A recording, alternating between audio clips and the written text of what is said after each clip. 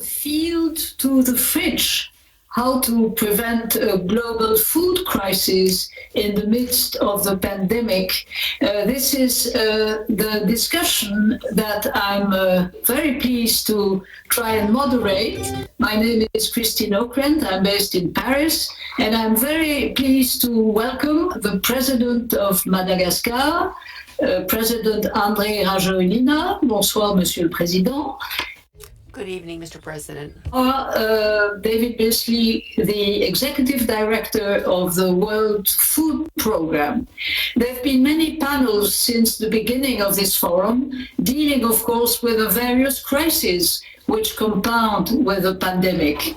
But David Beasley, let us start with your organization, because you have been the recipient of the 2020 Nobel Peace Prize. And I've been told that when you heard the news about a month ago, you were speechless. So I hope for our sake that you have recovered. Well, thank you. And I have recovered. And it was such a surprise. I was literally in Niger, out in the middle of nowhere. We had like Al-Qaeda above us and ISIS below us, and we were working on access in very difficult areas. You well know the serious deterioration in security and food security in the Sahel region. And so I came back into the city, was meeting with the leadership, and I noticed that my phone was sitting on the table, just sort of blowing up. You know, so many texts were coming in, but I wasn't paying attention to it, though. And somebody busted into the room and said, Nobel Peace Prize. And I was like, okay, yeah, who won it? You know, and they said, you did, we did. And I was like, you've got to be kidding me. I really was speechless. And it was a great honor, in fact. There's no doubt that the committee was sending a message to the world.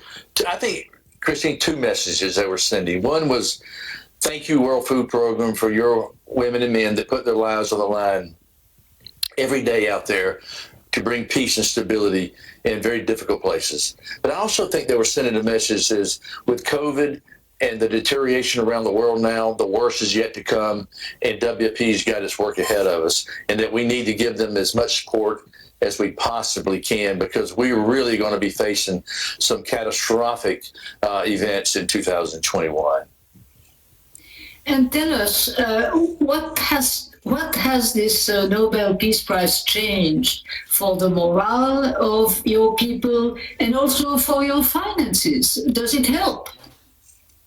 Yes, no doubt about that. And that's been one of our biggest problems in the last couple of years. You know, when you turn on the news around the world, it's either been Brexit, Trump, or COVID. And the world has not provided the space in the international media for all the catastrophes and the problems that are taking place. And so now I think the Nobel Peace Prize is awakening or sensitizing the international community in the world to the problems that we are facing. Because I believe when people know that they're suffering, know that people are about to die from starvation, the world will step up and help. And so it's making already a big difference.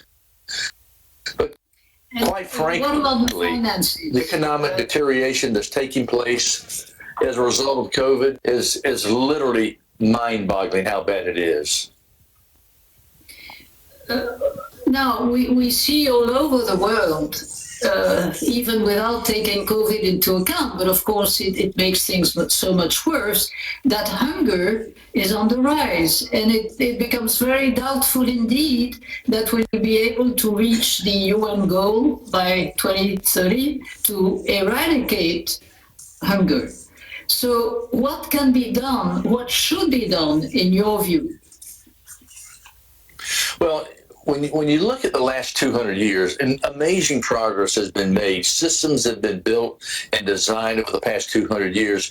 When you think that 200 years ago, the world was a population of 1.1 billion, 94 or 5% of the people on Earth were in extreme poverty back then. Before COVID, and up to today, a world population of give or take 7 billion people, less than 10% of the people in extreme poverty. So we're sharing greater wealth than we ever have in world history. However, try telling that to the 10% that we're not reaching yet. Now, here's what's very, very disturbing. When I arrived at the World Food Program as executive director 3.5 years ago, the number of people on the brink of starvation was 80 million. That number spiked up to 135, 45 million people in the last few years because of man-made conflict. Now, COVID comes on the scenes and just economic deterioration, the ripple effect around the world. And so now we're seeing from 135 million people on the brink of starvation to 270 million people on the brink of starvation. Now, this doesn't include necessarily the people that are chronically hungry every day and every night, the 690 million people. And so if you'd have asked me a few years ago, can we end hunger by 2030? The answer is absolutely yes. But we will never reach it as long as we have man-made conflict. Even with COVID, there's $370 trillion worth of wealth on Earth today. With our expertise and the liquidity that's available in the world today, I have no doubt that we can end hunger. No doubt at all. But when you've got all of this war, man-made conflict, we're never going to get there. If we can end the wars, we can end the hunger. Even with climate change, because we're doing so many different things, we need to resolve climate issues. But when you compound man-made conflict with climate extremes like you see in the Sahel, from Burkina Faso to Mali to Niger and Chad, reaching those goals of zero hunger by 2030, it's not going to happen on the path that we are right now. But let's stick to figures for the time being. The financing. I read that a group of experts from Germany and also from the Bill and Melinda Gates Foundation have actually written a bunch of reports saying that the funding should be double of what it is today. Yes. How is that not feasible? Well, it's remarkable what we're facing because of COVID. And this was why when I spoke to the United Nations Security Council back in April, I said, if you're not careful and if you make decisions on COVID and the health pandemic in a vacuum, the ripple effect is going to be in such that the cure will be worse than the disease. So we have to balance this out so that we don't have economic lockdowns such a way that to destroy the economy around the world because of the rippling effect. And so let's give you an example. This year, you've had a little over 1 million people die from COVID. We've already had 7 million die from starvation. Next year, if we don't thread that needle and balance it out, we could have 2, 3, 4 times that die from starvation. So next year, the amount of money that we're needing as we anticipate, because if you go from 135 million people on the brink of starvation to 270, there's a significant price tag to that. Our numbers will double. We're spending about $8 point some odd billion right now, and we're going to need about $15 billion next year. If we don't get that, let me be very clear. If we don't get the monies we need in the strategic locations, you will have famine, destabilization, and mass migration. It's that simple. And that is a lot more costly than coming in and addressing root cause problems. I believe, David Beasley, that yesterday you addressed the Security Council at the UN to underline the emergency situation in Yemen. In Yemen, there's been a terrible war going on for 5 years now. You have actually called upon emergency relief. Your organization is there on the ground, and yet there is a reluctance from some local players as well as from the international community to really try and prevent famine to step in now. Yemen is undeniably the world's worst humanitarian catastrophe. Mark Lowcock, head of OCHA, and myself spoke to the Security Council yesterday. We were facing famine 2 years ago in Yemen, and we went to the international leaders and said, if we don't get the access and the monies we need, you will have unprecedented death. And we got the money and the access we need. We averted famine. But today we're back where we were 2 years ago, except it's worse because of COVID. And so we're running out of money. We don't have the access we need. We don't have the monies we need. We already had to cut rations by half for 9 million people. And in January, if we haven't received additional funds, we will have to cut an additional 6 million people. We assist about 13 million people out of the 30 million population. We've got solutions. We have answers. We need the local authorities on Kerala to literally allow us the access that we need. And then we've got to have the international donors step up, because just to prevent famine in a country as devastated by years of war in Yemen, we need $1.9 billion for 2021. That's just to avert famine. That's not full rations for everybody. This is to avert a humanitarian catastrophe. And you do the math, that's about $150 million per month. But when you start compounding that with all the needs that are rising around the world, from Sudan to South Sudan to Ethiopia to the Sahel to Somalia to DRC, and let me keep going, and 2021 is going to be a very, very difficult year. So I'm telling leaders around the world that you can't fund all the needs around the world next year. You're going to have to prioritize starvation, destabilization, and migration, because 2021 is just starting to really, feel the economic impact from COVID in these low and middle income countries. But as in every country, all governments are obviously preoccupied, obsessed with trying to fight COVID for their own citizens. What do you expect of the international community? Are there any signs of hope that indeed some donors, some governments are really seizing up to the situation, to the emergency situation? Well, in the emergency context, the United States, and I've been to meeting with leaders and taking advantage of the Nobel Peace Prize, so to speak, to get access. And so meeting with leaders in the United States, and they're not backing down. In fact, they've stepped up to about $3.5 billion. Germany has increased their funding. Several countries like the UK have been increasing over the past few years, but they've been hit pretty strongly economically. But I was just in the last week in the Nordic countries and many others, and none of them want to back down. They're going to try their best to prioritize these emergency situations, because if you have destabilization and mass migration and you have conflict, then that's a lot more expensive than humanitarian support. But if we can get the humanitarian support, and this is why I'm speaking to the leaders as well as into the parliaments, whether it's the Bundestag or the Swedish parliament or the UK or the EU, explaining, like I'm here today in Washington, D.C., meeting with Republicans and Democrats, saying if we get the funds and the access we need, we will save the world a lot of money, because when you have war and conflict, it's 1,000 times more expensive than if you don't. You remember in the Syrian, during the Syrian war, as ongoing, if we feed a Syrian in Syria, it's about 50 cents per day. If that same Syrian ends up in Berlin or Brussels or Paris, the humanitarian support package is 50 to 100 euros per. And what we know, whether it's a Syrian or someone from any other place in the world, people don't want to leave their home area. We feed 100 million people on any given day. We survey people all the time. People don't want to leave home.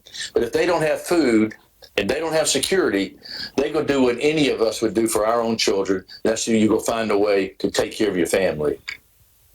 You've mentioned Sahel a couple of times during this discussion, and indeed, Sahel is the terrible example of the link between climate change, migration, terrorism, and there again, there seems to be little input from other countries than France, as a matter of fact, which has been involved militarily now for several years.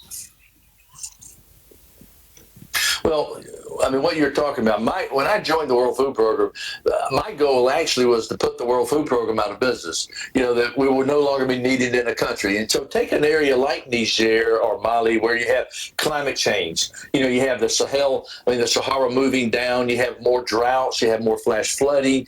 And so what we do, and instead of just coming in and bringing food, we say, no, we want to come in and help rehabilitate the land, water harvesting projects. And so when we can come into a place like Niger, Mali, Burkina Faso, where just in the past couple of years, the beneficiaries have rehabilitated over 33,000 hectares of land that's now capturing water, growing crops.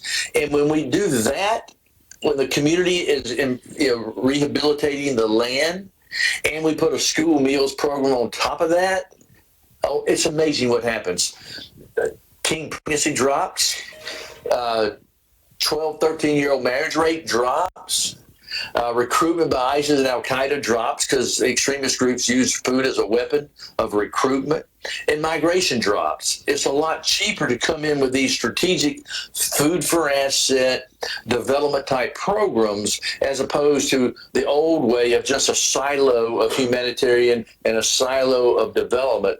We're saying break down those silos so that we can use dollars to create sustainability and resilience so that people don't need our support after a few years. That's what we're seeing in the Sahel, but we don't have enough money to scale it up and truly give complete sustainability for an entire nation, which will give it resilience against extremist groups and against the climate change. People can't wait in these areas to find the solutions for climate change. They got to survive. And so that's what we're doing with them while we work on those big global solutions. We're actually rehabilitating the land and doing the things that's necessary for them to survive and thrive.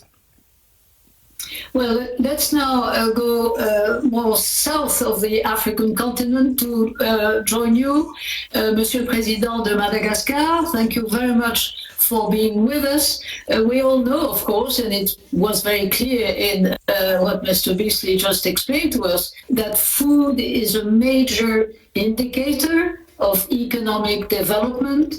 And Madagascar, such a beautiful country, seems always to be in an emergency situation when it comes to food supplies. What is the state of the island today in that respect?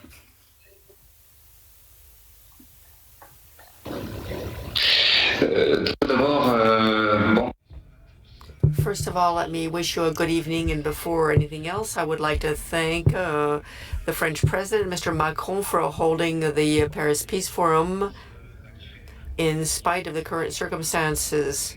The initiative to share experiences and to have exchanges such as this one should make it possible for us to find strategic responses in the fight against COVID. I would also like to send a message of solidarity to all the nations, all the countries that have been hard hit by the pandemic. Thanks to technology, we're meeting today, and we're working with a great deal of determination to try and imagine the world post-COVID and to think about the best ways to mitigate the consequences of the health crisis in economic terms, but especially in social terms. And all of this while bearing in mind that the human beings and the well-being of our population should always be central in our thinking and our strategies. So I'm very pleased to be part of this very important event, the Paris Peace Forum, and in particular on this panel on the fight against malnutrition, something that's particularly dear to me.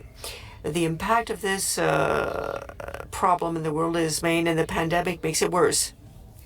And of course, confinement or lockdown and loss of revenue is only worsening the problem. So amongst the social consequences of the pandemic, basically the disparities between communities have gotten worse. In other words, the middle classes are basically being squeezed, and many people are falling in precarity. So the social situation is critical, and this social disparity or cleavage has a medical side, because beyond malnutrition and lack of food security in those countries that were already experiencing food precarity before the pandemic. So the pandemic has basically made millions of children and mothers be put in even more precarious situations all over the world, but also in Madagascar. Basically, the income of households have been reduced because of the restrictive measures that were very difficult, although they were, of course, necessary in order to protect the population. Because of the density of the population in the capital city, where households are often a single room, where 6 to 7 people might live together, or even 2 or 3 families. So the risk of the virus is spreading very quickly. We're very high. And this, of course, is a great risk for the families and for the population. And people in Madagascar, many people in Madagascar have to work every day to find food. So to stay at home in lockdown was simply not a viable option.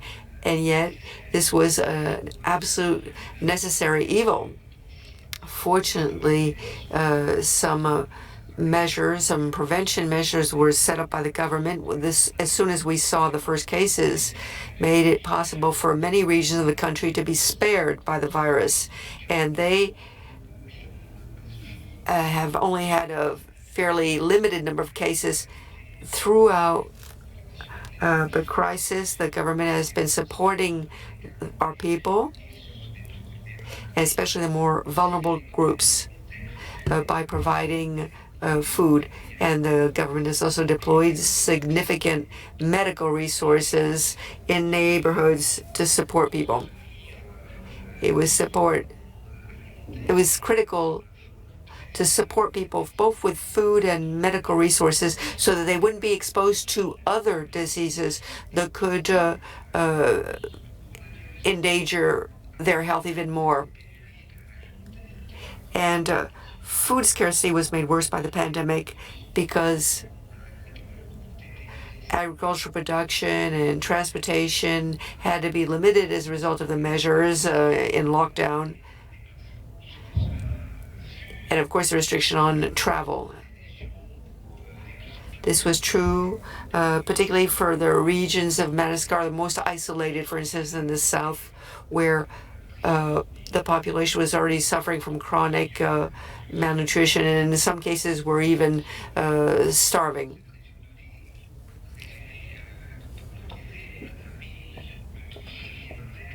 And I'm particularly touched or moved by this problem. And so malnutrition and starvation in the southern country is a priority for the government. And now with the mobilization of the government as a whole and with our major international partners, and incidentally, I would like to thank them, we've been able to support these people. Often, for a long time, policies have not been adequate. For too long, the government was simply neglecting the south of the country, and people were simply left to their own devices. And it is high time that this changed. And the objective that we have set is to eradicate this scourge in Madagascar. As I like to say, a good father is one who provides for his children. A good head of state is one who makes sure that his people has something to eat and has food on the table. And I'm determined to do everything that is necessary to enable each Madagascaran to get to have access to healthy food. In the 21st century, there is an abundance of food all over the world, and yet 4 out of 10 children still go hungry every day. And there are several countries in the same situation in Africa. Let me just give you an example.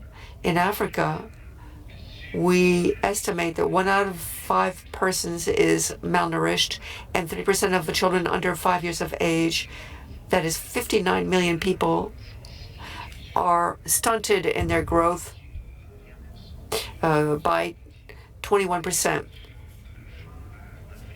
So studies on hunger in Africa show that malnutrition affects 3 key sectors: health, education, and labor productivity. This study has also confirmed that a multi-sectorial approach is necessary and that this has to be done jointly. The food security problem is a question of planetary urgency, and we need to mobilize all of us because nutrition, access to food, is a fundamental human right. It is not a privilege. So both in Africa and worldwide, we have to unite our forces so that food security, proper nutrition, be a major challenge and be made into a priority that is non-negotiable for all the leaders of our countries. And this is why I wanted to congratulate and to encourage all people who are involved in the fight against hunger in Africa and in the world for their leadership and their commitment. And I would also like to thank all of our technical and financial partners, including the World Food Program.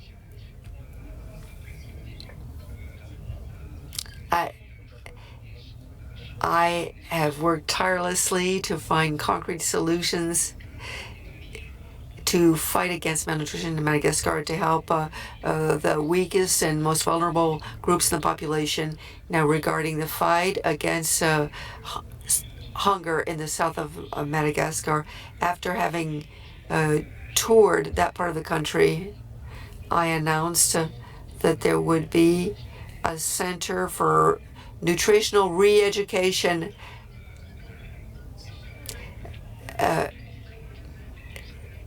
Your interpreter apologizes. We're having some technical problems. Mr. President, I'm very sorry if I interrupt you because I think it would be very valuable to have a dialogue between you and David Beasley. This very complete description of the situation in Madagascar. What kind of concrete action can your organization indeed increase to implement in that particular place in Africa?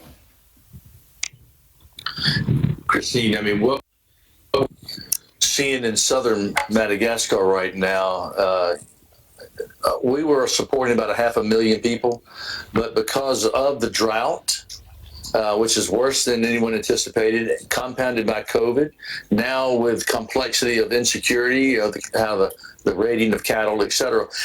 So we're now looking at 1.5 million people that literally are in need of emergency aid. So it's triple now ahead of what we were anticipating. And so the lean season now, we're going to need $70 million over the next 6 months because the lean season has started and it's deteriorated very significantly. People are dying right now as we speak. And if we can get ahead of this with the programs that we have in place, working with the president, working with the leadership, the World Bank and others, we can avert famine and death in this country. But right now people are dying because the tragedy is there, but we got to have money.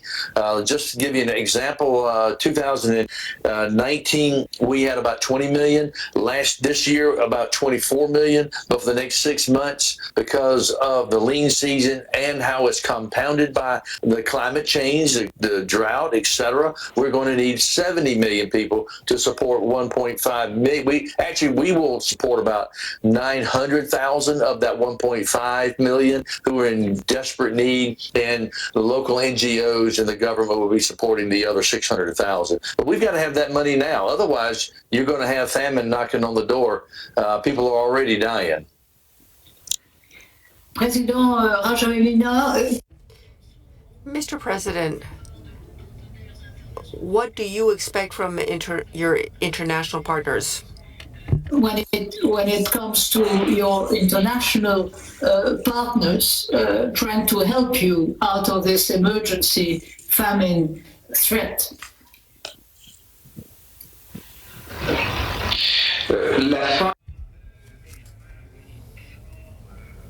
Hunger has been a problem in the south of the country for about 60 years. So what's important, of course, is to work towards food self-sufficiency, but also to install irrigation and to drill water wells so the people in the south of the country can become independent. But right now, we have to work on an emergency plan, and we need emergency aid to help the people in the south of the country. We need to have a very large-scale drilling and irrigation program. Right now, we're setting up a network of food banks to directly support these people. But there's a whole list that we're drawing up. And as I said earlier, we are setting up medical and nutritional re-education or rehabilitation centers. Well, basically, people are being treated by medical staff, that is, people who are hungry and starving.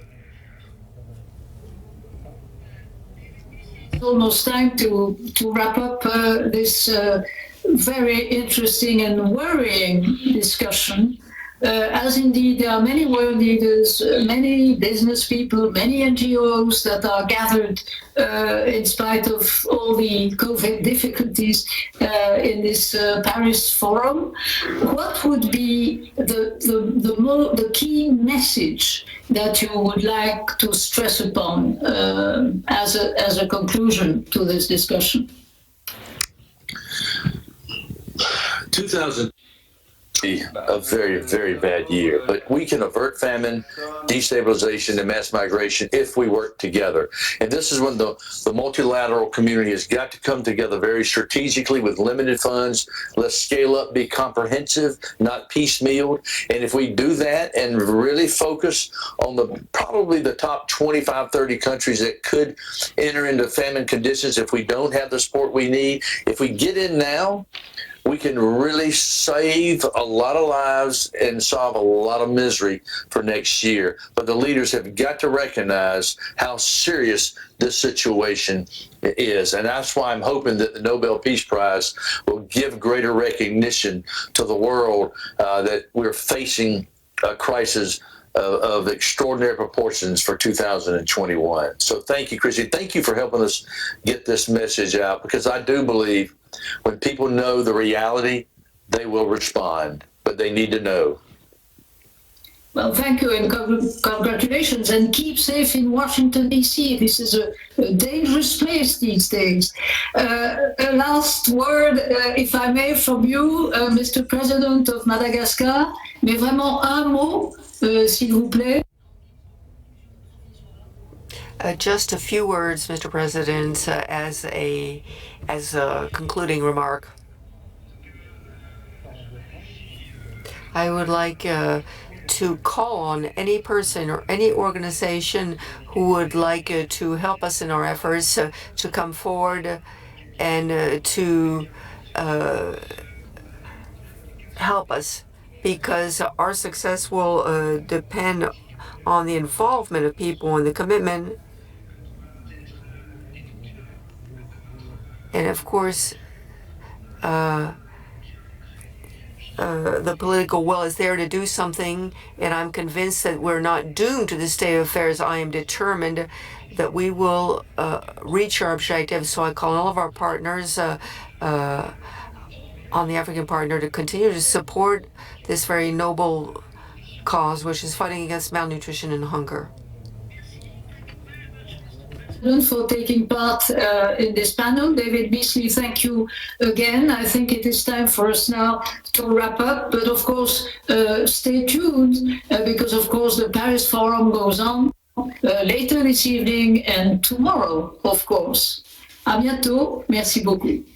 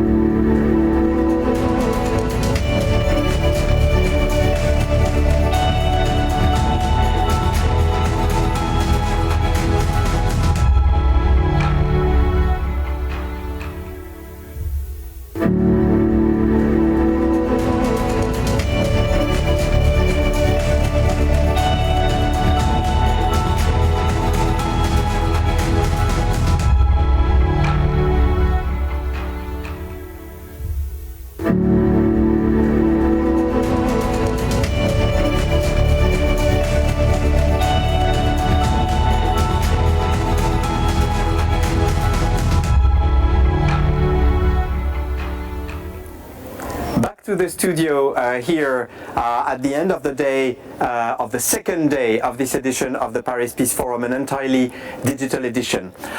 I think it's time for a sort of takeaway, a sort of moment when we reflect on what has been achieved yesterday and today. Why don't we start with figures? Over these 2 days, we have had 78 hours of broadcast. We have had more than 80 sessions, if you include the pictures by the projects, which I encourage you to watch in replay, and more than 10,000 participants followed us, especially during the official ceremony. In other words, if you're looking for binge watching the Paris Peace Forum, you would have to do it for a full week, 24/7. But I don't advise you to do that. I advise you to pick what your priorities are and to watch in replay the sessions that are most important to you. I would add that not only will these sessions be available on YouTube, but for those of you who are following us on the platform will remain open for 2 weeks after tomorrow. In other words, you'll be still able to connect, to go and visit some projects, to chat, and of course to use the video on demand system of the forum to watch the sessions that you are most interested in. You will be able to do it on the platform and on YouTube in particular. So let's do a quick takeaway of today, especially this afternoon. We had 3 important moments. One was the official ceremony, during which we heard from more than 60 heads of state, government and international organizations. The takeaway from the working session that was held at the Élysée around President Macron with Director General Kristalina Georgieva from the IMF, with President Macky Sall from Senegal, with European leaders Ursula von der Leyen and Charles Michel, with Angela Merkel, the Chancellor of Germany, is that leaders are committing to reaching a new consensus on the post-COVID-19 world. Some are talking of a Paris consensus that would guide the international community as it exits the COVID-19 crisis. Over the course of the next few weeks and the next few months, Kristalina Georgieva, Emmanuel Macron and the others have announced that they would publish their commitments and thoughts about this world, and would elaborate on what it means to do international politics after COVID-19. But of course, we're not out of the woods yet.